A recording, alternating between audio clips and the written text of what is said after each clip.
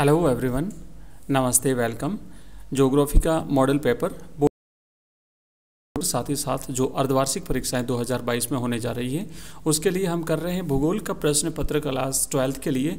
और ये जो भूगोल का प्रश्न पत्र है इसका जो खंड अ है जिसमें हमने बहुविकल्पीय प्रश्न देखे हैं, तो ये खंड अ तो हम कर चुके हैं, जो कि ये सारे के सारे ये प्रश्न हम कर चुके हैं। आपने पिछला वीडियो देख लिया होगा और अगर नहीं देखा तो ऊपर आई बटन में मैं इसका लिंक दे दूंगा, आप वहाँ से देख लीजिए। और साथ ही साथ इस वीडियो के डिस्क्रिप्शन में आपको लिंक मिल जाएगा और हमारी पूरी प्लेलिस्ट में आपको ये सारे वीडियोज़ मिल जाएंगे।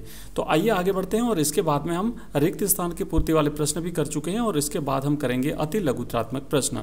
दोस्तों, अगर इसके आप PDF चाहते हैं और इसी प्रकार के 10 मॉडल पेपर्स, पूरे के पूरे 10 मॉडल पेपर्स आपके लेटेस्ट बोर्ड पैटर्न के हिसाब से अगर आप चाहते हैं तो हमारा ऐप डाउनलोड करिए। एजुकेशन राइज नाम से हमारा ऐप है, वहाँ पर आपको मिलेंगे पूरे के पूरे 10 मॉडल प्रश्न पत्र और लिंक इस वीडियो के डिस्क्रिप्शन में आपको।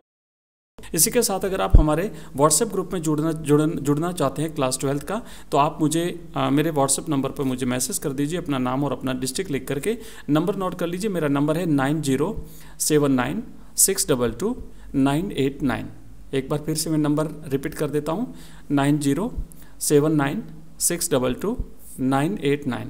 इस नंबर पे मुझे आप अपना नाम और अपना डिस्ट्रिक्ट लिख करके व्हाट्सएप कर दीजिए, आपको उस ग्रुप में जोड़ दिया जाएगा, जहां पर आपको एग्ज़ाम से रिलेटेड जो भी इन्फॉर्मेशन होगी और साथ ही साथ PDF होगी, वीडियोस होंगे, स्टडी मटेरियल होगा, वो सब कुछ आपको वहां पे अवेलेबल करवाया जाएगा। आप हमारा टेलीग्राम चैनल भी ज्वाइन कर सकते हैं, उसका लिंक इस वीडियो के डिस्क्रिप्शन में दिया हुआ है, वहाँ पर भी आपको ये सारी चीज़ें मिल जाएगी। तो नेक्स्ट अब हम यहाँ पे करेंगे अति लघुत्रात्मक प्रश्न। ठीक है, यहाँ से प्रश्न तीसरा जो है ये हम यहाँ से कंटिन्यू करेंगे। तो देखिए, पहला प्रश्न लिखा हुआ है कि जनसंख्या के वितरण को प्रभावित करने वाले कोई 2 भौगोलिक कारक लिखिए। मतलब जनसंख्या का वितरण, किसी भी भूभाग पर जनसंख्या का जो बसाव होता है उसको प्रभावित करने वाले की जनसंख्या सघन रहेगी या विरल रहेगी, तो उसको प्रभावित करने वाले भौगोलिक कारण आपको बताने। तो पहला तो यह है कि जल की उपलब्धता है ना, जल की उपलब्धता, यानी जल जहाँ पे सर्वाधिक मात्रा में, पर्याप्त मात्रा में उपलब्ध रहेगा वहाँ पर जनसंख्या घनी होगी।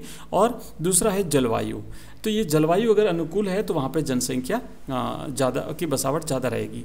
नेक्स्ट प्रश्न है फेजेंडा क्या है, तो इसका उत्तर होता है कि जो ब्राज़ील के कॉफ़ी बागान है ना, ब्राज़ील के कॉफ़ी बागानों को फेजेंडा कहा जाता है। नेक्स्ट प्रश्न है कुटीर एवं छोटे पैमाने के उद्योगों में कोई एक अंतर बताइए। तो आप लिखेंगे जो कुटीर उद्योग होते हैं वहाँ पर केवल घरेलू सदस्य ही काम करते हैं, है ना, उसमें कोई बाहरी सदस्य नहीं होता है। और उसके बाद जो छोटे पैमाने के उद्योग होते हैं, छोटे पैमाने के उद्योगों में स्थानीय श्रमिक भी कार्य करते हैं। और नेक्स्ट है तृतीय क्रियाकलापों का कोई 2 उदाहरण दीजिए। तृतीय क्रियाकलाप जो कि सेवा क्षेत्र से होता है, सेवा क्षेत्र को तृतीय क्रियाकलाप कहते हैं। तो इसमें है व्यापार है, परिवहन है, शिक्षा है ना, चिकित्सा है, ये सारी की सारी चीज़ें इसमें आएगी। तो ये हमने इसमें अति लघुत्रात्मक प्रश्न किए और अब हम करेंगे खंड ब की शुरुआत। ठीक है, और हमने कंप्लीट कर लिया, खंड ब हम करेंगे। और खंड ब में आपको विद आंसर्स कंप्लीट जो है वो हम यहाँ पे प्रश्न पत्र देखने वाले हैं। दोस्तों, इसी प्रकार के बाकी जो सब्जेक्ट हैं, जैसे Hindi compulsory, English compulsory, Hindi साहित्य, हिस्ट्री, पॉलिटिकल साइंस और ज्योग्राफी का तो मैंने बता दिया। अगर इन सब के आप मॉडल पेपर्स चाहते हैं तो आप हमारा ऐप डाउनलोड करिए। हमारे ऐप में आपको ये सारे के सारे मॉडल पेपर्स मिल जाएंगे। ज्योग्राफी के 10 मॉडल पेपर्स मिलेंगे आपको और बाकी जो सब्जेक्ट मैंने बताए हैं उन सब के 20-20 मॉडल पेपर्स आपको मिल जाएंगे। चलिए शुरू करते हैं। और हमारा ये जो चौथा कि पर्यावरणीय निश्चयवाद विचारधारा को स्पष्ट कीजिए। तो यहाँ पर आप ध्यान से इसे समझिएगा, लिखना है कि मानव पर्यावरण के संदर्भ में जर्मन भूगोलवेत्ताओं द्वारा पर्यावरणीय निश्चयवाद की विचारधारा प्रस्तुत की गई थी। अब यहाँ से देखिए कई सारे छोटे प्रश्न भी आपके कवर होते हैं, है ना, पर्यावरणीय निश्चयवाद विचारधारा। तो इसका जो ये जो विचारधारा जो प्रस्तुत की गई थी ये जर्मन भूगोलवेत्ताओं के द्वारा प्रस्तुत की गई थी। और इस विचारधारा के अनुसार मानव अपने सामाजिक विकास की प्रारंभिक अवस्था में प्रौद्योगिकी दृष्टिकोण से अत्यंत पिछड़ा हुआ था और उसके द्वारा किए जाने वाले समस्त कार्य प्रकृति के आदेशों के अनुसार ही संपन्न होते थे। जर्मन भूगोलवेत्ता रैडजेल, आप नाम याद रखिएगा, रैडजेल ने इस विचारधारा को पर्यावरण निश्चयवाद का नाम दिया था।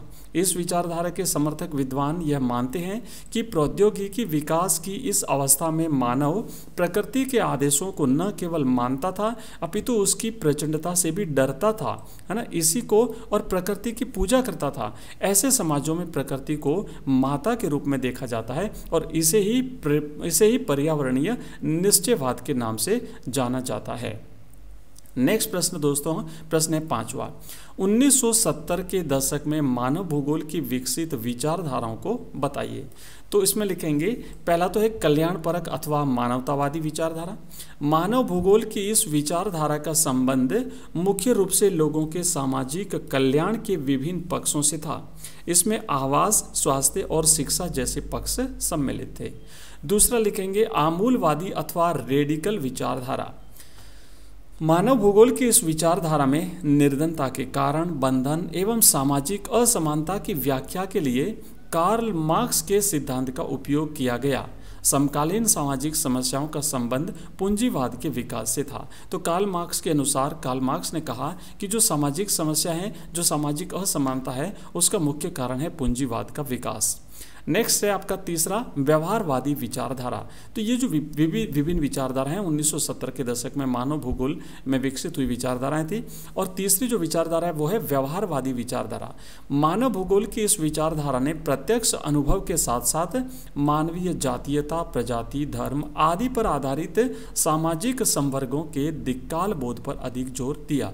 तो हमने देखा कि जो 1970 के दशक में मानव भूगोल की जो विभिन्न विकसित विचारधाराएं थी उसमें पहला तो था कल्याणपरक अथवा मानवतावादी विचारधारा। इसमें जो है वो आवास, स्वास्थ्य और शिक्षा जैसे पक्ष सम्मिलित होते हैं। दूसरा है आमूलवादी अथवा रेडिकल विचारधारा। इसमें जो है वो कार्ल मार्क्स के सिद्धांतों का उपयोग किया जाता है और इसमें निर्धनता के कारण बंधन और सामाजिक असमानताओं की व्याख्या की गई है। तीसरा था व्यवहारवादी विचारधारा। इसमें मानवीय जातीयता, प्रजाति, धर्म आदि पर आधारित सामाजिक संवर्गों के दिक्काल पर अधिक जोर दिया जाता है। नेक्स्ट प्रश्न है 6, बस्तियों को आकृति के आधार पर वर्गीकृत कीजिए। जो मानव बस्तियां होती हैं उन्हें आकृति के आधार पर वर्गीकृत करना है।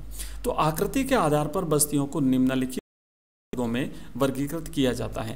पहला होता है समहत बस्ती, है ना, संहत बस्ती। इस प्रकार की बस्ती में मकान एक दूसरे के समीप मिलते हैं, पास पास में मकान होते हैं। सामान्यतया ऐसी बस्तियों का विकास उपजाऊ मैदानों अथवा नदी घाटियों के सहारे मिलता है। मतलब जहाँ पर ज़्यादा उपजाऊ जमीन होती है, जहाँ पर जलवायु अनुकूल होती है, जहाँ पर जल की उपलब्धता होती है, यानी नदी घाटियाँ जो है, तो ऐसे स्थानों पर जो है वो संहत बस्ती होती है, ज़्यादा सघन बस्ती होती है।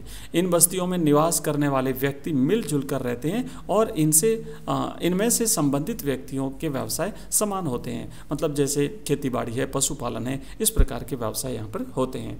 नेक्स्ट है दूसरा है प्रकीर्ण बस्ती। इस प्रकार की बस्ती में मकान एक दूसरे से दूर होते हैं तथा दो मकानों के मध्य प्राय खेत मिलते हैं। मतलब लोग अपने अपने खेत में अपना अपना मकान बना करके रहते हैं। इस प्रकार की बस्ती में एक पूजा स्थल या बाजार बस्ती के विभिन्न घरों को मतलब उनकी एकरूपता का प्रमुख जो आधार स्तंभ होता है वो या तो कोई पूजा स्थल होता है या फिर जो है वो कोई बाजार होता है जो बस्ती को आपस में बांधने का काम करता है। नेक्स्ट प्रश्न है 7वां, विकासशील देशों में मानव बस्तियों की कौन कौन सी समस्याएं हैं, संक्षेप में बताइए। जो डेवलपिंग कंट्रीज हैं, है ना, विकासशील देश हैं, वहाँ पर मानव बस्तियों की जो समस्या है ये आपको बतानी है। तो विकासशील देशों में मानव बस्तियों से संबंधित कई प्रकार की समस्याएं होती हैं, जिनमें से प्रमुख है, पहला है अवहनीय जनसंख्या का केंद्रीकरण, दूसरा है छोटे और तंग आवास एवं गलियां, तीसरा है आधारभूत ढांचा जैसे बिजली, पानी, गंदे पानी की निकासी, स्वास्थ्य एवं शिक्षा जैसी सुविधाओं की कमी। तो ये जो है ना, ये विकासशील देशों में मानव बस्तियों की विभिन्न समस्याएं हैं। अगला प्रश्न है नेक्स्ट, भारत में जनसांख्यिकीय प्रवास के कोई 3 आर्थिक परिणाम बताइए। तो आप लिखेंगे कि आर्थिक परिणाम, है ना, भारत में जनसांख्यिकीय प्रवास के आर्थिक परिणाम, पहला है उद्गम प्रदेश में मुख्य लाभ अंतर्राष्ट्रीय प्रवासियों द्वारा भेजी गई पूंजी है, यह विदेशी विनिमय का प्रमुख स्रोत होती है। दूसरा लिखना है कि सन 2000 में भारत ने अंतर्राष्ट्रीय प्रवासियों से संबंधित 110 खरब अमेरिकी डॉलर धन के रूप में प्राप्त किया था। और फिर लिखेंगे कि केरल, तमिलनाडु और पंजाब आदि राज्यों के लोग अंतर्राष्ट्रीय प्रवासियों से महत्वपूर्ण राशि प्राप्त करते हैं। नेक्स्ट प्रश्न है मुख्य श्रमिक, सीमांत श्रमिक और अश्रमिक में अंतर स्पष्ट कीजिए। 9वां प्रश्न है कि मुख्य श्रमिक, सीमांत श्रमिक और अश्रमिक। तो मुख्य श्रमिक देखिए, मुख्य श्रमिक वह व्यक्ति कहलाता है जो एक वर्ष में कम से कम 183 दिन तक आर्थिक दृष्टि से लाभकारी कार्य में लगा रहता है। मतलब अगर 183 दिन उसे रोजगार प्राप्त होता है तो वो मुख्य श्रमिक कहलाता है। और सीमांत श्रमिक वह व्यक्ति कहलाता है जो एक वर्ष में 183 दिन से कम कार्य दिवस तक काम करता है। उसे 183 दिन, एक वर्ष में 183 दिन से कम काम अगर मिलता है तो वो सीमांत श्रमिक कहलाता है। और अश्रमिक वह व्यक्ति होता है जो वर्ष भर अपनी आजीविका के लिए कोई कार्य नहीं करता है, अपने भरण पोषण के लिए दूसरों पर निर्भर रहता है। इसे आश्रित जनसंख्या भी कहा जा सकता है। नेक्स्ट है दोस्तों 10वां प्रश्न, पल्लीकृत बस्तियां क्या है? भारत में पल्लीकृत बस्तियों के कोई 2 उदाहरण दीजिए। तो पहले तो पल्लीकृत बस्तियां होती क्या है आप यहाँ पे याद करेंगे कि भौतिक रूप से एक दूसरे से पृथक बस्तियों को पल्ली या फिर पल्लीकृत बस्तियां कहा जाता है। इन बस्तियों को भारत के विभिन्न भागों में स्थानीय स्तर पर अलग अलग नामों से जाना जाता है, जैसे कि पान्ना, पूर्वे, पांडा, पाड़ा, पाली, नंगला, ढाणी आदि नामों से जाना जाता है। ये बस्तियां मध्य एवं निम्न गंगा के मैदान, छत्तीसगढ़ और हिमालय की निचली घाटियों में बहुतायत से पाई जाती हैं। और अगला प्रश्न है दोस्तों 11वां प्रश्न है कि भारत में नगरों के विकास के किन्हीं 3 बिंदुओं की व्याख्या कीजिए। तो आप लिखेंगे कि भारतीय नगरों का विकास प्रागैतिहासिक काल से जारी रहा है। प्राचीन कालीन नगरों की स्थिति सिंधु घाटी एवं हड़प्पा सभ्यता से मिलती है। दूसरा पॉइंट लिखना है आपको कि नगरों के विकास की यह प्रक्रिया निरंतर क्रियाशील है, जिस पर यूरोपियन लोगों का प्रभाव भी पड़ा है। तीसरा पॉइंट लिखेंगे कि विकास प्रक्रिया के आधार पर भारतीय नगरों को निम्न भागों में बांटा गया है: प्राचीन नगर, मध्यकालीन नगर और आधुनिक नगर। तो इस तरीके से ये भारतीय नगरों के विकास के विभिन्न बिंदु हैं। और अब हम करेंगे 12वां प्रश्न। 12वां प्रश्न है कि खाद्यान्न फसलों के वर्गीकरण और महत्व पर संक्षिप्त टिप्पणी लिखिए। तो आप लिखेंगे कि अनाज की संरचना के आधार पर खाद्यान्नों को अनाज एवं दालों में वर्गीकृत किया जाता है। भारतीय कृषि अर्थव्यवस्था में खाद्यान्न फसलों का महत्व बहुत अधिक होता है। देश के समस्त बोए गए क्षेत्र के 2/3 भाग पर खाद्यान्न फसलें उगाई जाती हैं। देश के समस्त भागों में खाद्यान्न फसलों का महत्वपूर्ण स्थान है, चाहे वहाँ जीविका निर्वाह अर्थव्यवस्था अथवा व्यापारिक कृषि अर्थव्यवस्था पर आधारित हो। भारत विश्व का लगभग 11% अनाज जो है वो उत्पादित करता है। और दोस्तों 12वां प्रश्न हमने कर लिया है। बाकी जो प्रश्न है 13 और उससे आगे के प्रश्न वो हम नेक्स्ट वीडियो में लेंगे, है ना। वीडियो को बड़ा ना बनाते हुए मैं छोटे छोटे वीडियोस में आपको ये जो स्टडी मटेरियल अवेलेबल करा रहा हूँ, ताकि आप वीडियोस को देखते रहें, इंटरेस्टिंग आपको लगेगा, टॉपिक ज़्यादा बोरिंग नहीं लगे। तो नेक्स्ट वीडियो में और इंपॉर्टेंट प्रश्न लेकर के मैं आपके सामने हाजिर होऊंगा। तब तक आप जो है ये पूरा वीडियो देखिए, अपने दोस्तों के साथ इसे शेयर करिए। और जो नए साथी हैं जिन्होंने अभी तक चैनल को सब्सक्राइब नहीं किया है, प्लीज़ ज़रूर सब्सक्राइब करिएगा। रोजाना शाम को 8:30 बजे दोस्तों होती है हमारी लाइव क्लास, जरूर ज्वाइन करिएगा। मिलते हैं नेक्स्ट वीडियो में, तब तक के लिए बाय, धन्यवाद।